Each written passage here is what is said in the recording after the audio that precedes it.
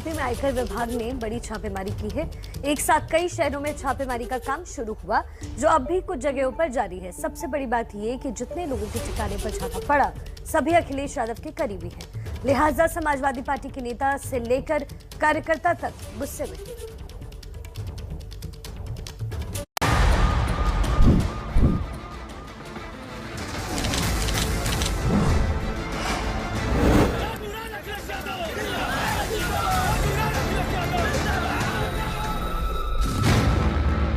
उत्तर प्रदेश में चुनाव से पहले लखनऊ, मऊ, मैनपुरी समेत कई जिलों के कई ठिकानों पर एक साथ एक समय पर शनिवार को आईटी विभाग की छापेमारी हुई, जिससे चुनावी माहौल में यूपी की राजनीति गर्मा गई। जिनके घर छापा पड़ा उन सब में कोई नेता है तो कोई कारोबारी, पर सब अखिलेश यादव के करीबी हैं। उनमें 3 चेहरे बड़े हैं जिनके घर छापा पड़ा है। पहला नाम है जैनेंद्र यादव का, जो अखिलेश यादव के सीएम रहते उनके निजी सचिव रह चुके हैं। दूसरा नाम है समाजवादी पार्टी के सचिव और राष्ट्रीय प्रवक्ता राजीव राय का, जो टीवी डिबेट में पार्टी का नामचीन चेहरा है। तीसरा नाम है मनोज यादव का, जो कारोबारी हैं और अखिलेश के करीबी भी। जैनेंद्र अखिलेश की राजनीति की शुरुआत से ही उनके बेहद करीबी हैं। राजीव राय एवीके ग्रुप ऑफ इंस्टीट्यूशन के चेयरमैन हैं, तो मनोज यादव आरसीएल ग्रुप के चेयरमैन हैं। जैनेंद्र यादव अखिलेश के ऑफिस से घर तक आते जाते रहते हैं। राजीव राय 2014 में लोकसभा चुनाव तक लड़ चुके हैं। राजीव राय का बेंगलुरु और दुबई में मेडिकल कॉलेज है। वो 2014 में लोकसभा का चुनाव भी लड़ चुके हैं। मनोज यादव लंबे समय से मैनपुरी जिला पंचायत के अध्यक्ष पर काबिज है। वाराणसी से आई इनकम टैक्स विभाग की टीम ने इन नेताओं के घरों में छापेमारी की और यूपी की राजनीति के इस हंगामेदार खबर की सबसे बड़ी बात है 200 करोड़ रुपए। जी हां, 200 करोड़ रुपए की कर चोरी के शक में ये महा छापेमारी की गई। आयकर विभाग के सूत्रों के मुताबिक ये 200 करोड़ रुपए की चोरी का मामला है। आरोपियों के तार दुबई और दूसरे देशों से जुड़े होने की आशंका है। आशंका ये भी है कि दुबई और हवाला के जरिए भी पैसों का लेन देन हुआ है। कई ठिकानों पर तो आईटी की रेड अब भी जारी है, लेकिन मऊ में एसपी प्रवक्ता राजीव राय के घर छापेमारी बीती रात खत्म हो गई। क्या मामला है सर? देखेंगे तो यहाँ पर जो अधिकारी हैं मौके पे थे, क्या सरकार के दबाव में थे?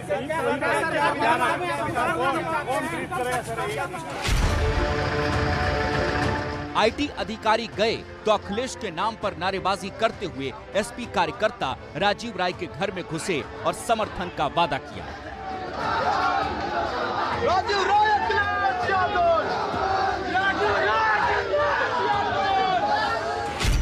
इसके बाद राजीव राय ने एबीपी न्यूज से भी बात की।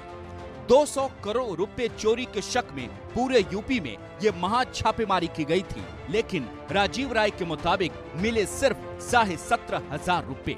मिला कुछ भी नहीं, दिन भर में 17,500 रुपए मिले हैं।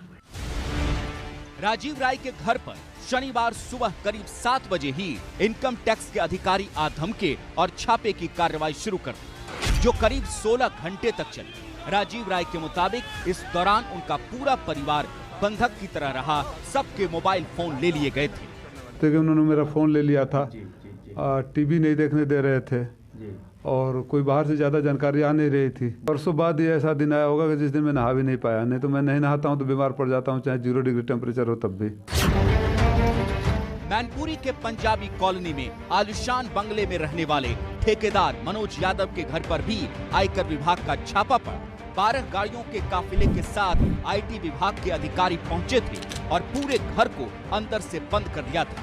घर के बाहर स्थानीय पुलिस का कड़ा पहरा रहा। अब तक की छापेमारी के दौरान आईटी विभाग ने कई अहम दस्तावेज और इलेक्ट्रॉनिक डिवाइस को बरामद किया है। सूत्रों के मुताबिक आरोपियों के तार दुबई और अन्य देशों से भी जुड़े हो सकते हैं। छापेमारी लगातार जारी है और आज शाम तक जारी रहने की खबर है।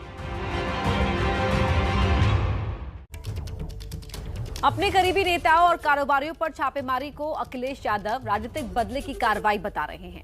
अखिलेश आज दोपहर भी प्रेस कॉन्फ्रेंस करेंगे। इस मेगा रेड के मुद्दे पर अपनी बात रखेंगे, लेकिन बीजेपी से लेकर उसकी सहयोगी सभी छापेमारी को जायज बता रहे हैं।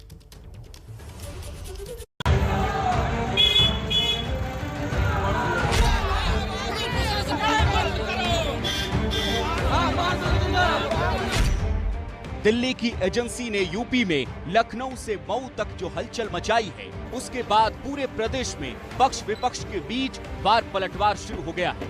चुनावी माहौल में आयकर विभाग की रेड से यूपी की राजनीति का रंग गहरा हो गया है। अखिलेश यादव ने इसे राजनीतिक प्रतिशोध वाला कार्रवाई कहा है। बीजेपी को निशाने पर लेते हुए अखिलेश यादव ने कहा, ये जनता का चुनाव है जहां बीजेपी को हार का डर सता रहा है और इसीलिए आईटी विभाग यूपी आ रहा है। उत्तर प्रदेश की हार की डर की वजह से नेता भी आएंगे और दिल्ली से जितनी भी एजेंसियां हैं वो भी उत्तर प्रदेश में चुनाव लड़ने आएंगी। क्या इनकम टैक्स डिपार्टमेंट, क्या सीबीआई, ईडी, ये बहुत पुराने हथकंडे हैं। अखिलेश का सवाल उनके नेताओं के घर पर पड़े छापे की टाइमिंग को लेकर है। कहा, अधिकारियों के पास जानकारी थी तो चुनाव से ऐन पहले ही छापा क्यों पड़ा। बीजेपी की ओर से राज्य के डिप्टी सीएम दिनेश शर्मा ने अखिलेश यादव को जवाब दिया। कभी भी बीजेपी की यही विशेषता है, कभी राजनीतिक उद्देश्यों के लिए काम नहीं करती और ये भारत सरकार का स्वतंत्र विभाग है जो सबके खिलाफ कार्रवाई करता है। उससे दल से कोई मतलब थोड़ी होता है। बीजेपी के नेता छापेमारी के चुनावी कनेक्शन को खारिज करते हुए कह रहे हैं, जो देश के खिलाफ काम करेगा उस पर समय देखकर कार्रवाई नहीं होगी। जो लोग देश और समाज के खिलाफ गैर कानूनी काम करके और गलत तरीके से धन का संग्रह करते हैं, उनके खिलाफ कार्रवाई तो कभी हो सकती है, चुनाव रहे चाहे ना रहे।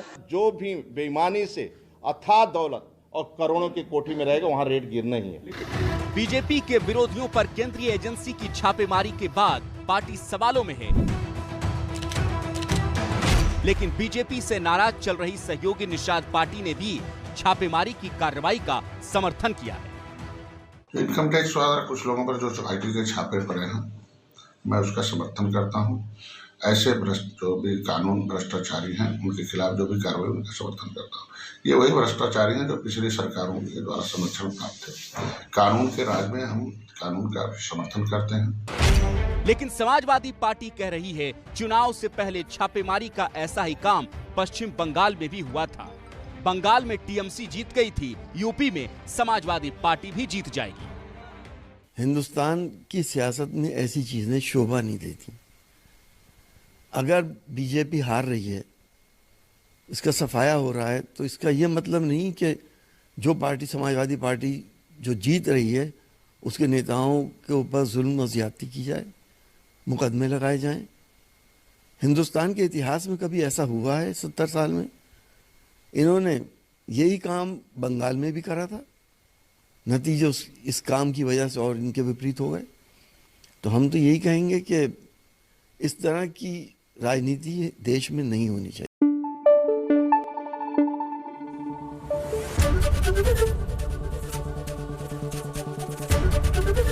एबीपी न्यूज आपको रखे आगे।